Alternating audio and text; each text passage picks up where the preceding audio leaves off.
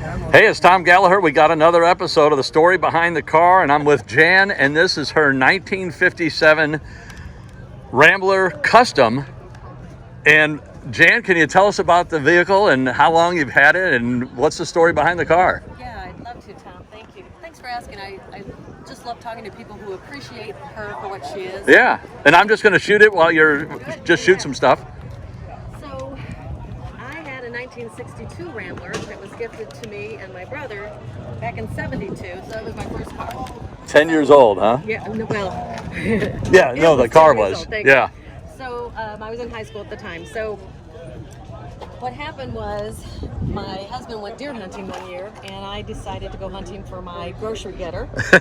And I told him right away it's going to be a Rambler, because that's for me, that's memories. Yeah. So this is a '57, so it's a tri-color Rambler Custom. So we have avocado green with gloss black, and the roof is Navajo yellow. So some of these were one color, two color. This is a tri-color. Okay. So it's all original. We did have the rocker panels replaced because there was some rust there. But the body shop that did the work blended the paint up to the first chrome. And then this is original. The gloss black is original. This is all original color. And the roof is all original. So everything's original on it, but they did blend the color up to the first chrome. And is this original paint on the top? It is original paint. Wow. Yeah. So she's got some blemishes, but yeah. Hey, right? Don't we all? So we got her back in 19.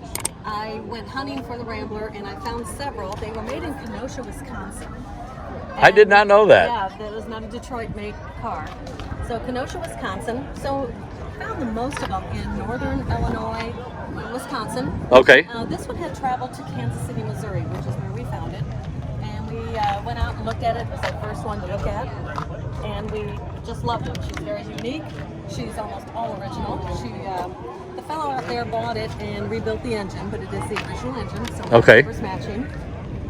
Everything is original with all the glass. It's got 4 vent windows, which is a little bit unique, not just in the front, but in the back. And out of I know you're in the middle of a story. I'm just curious. I know what the vent window on the front does. Is it if you roll the side windows up? Can you? I guess that was modern day air conditioning. Yeah. It's funny. The car doesn't work anymore in the car. Okay. There are 3 ashtrays. Yeah. There are 2 in the back and 1 in the front. And yeah. I would suspect it was for the smokers. Yes. But there's original plastic on the seats.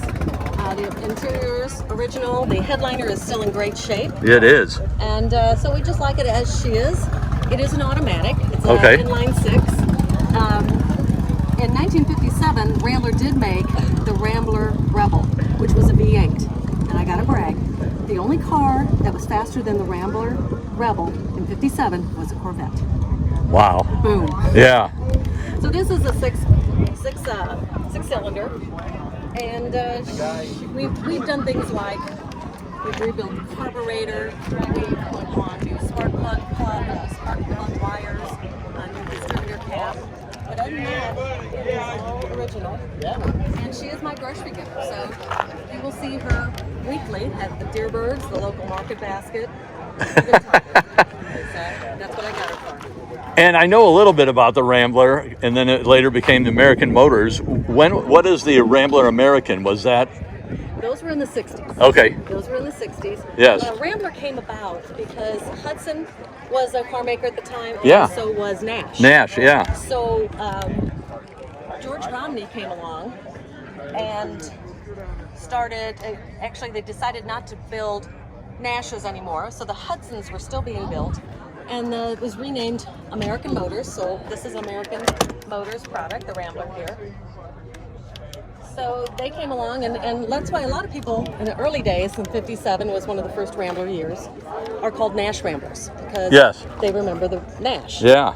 And then that finally fell away, because I always wondered why my grandpa, in 1972, still called it the Nash Rambler.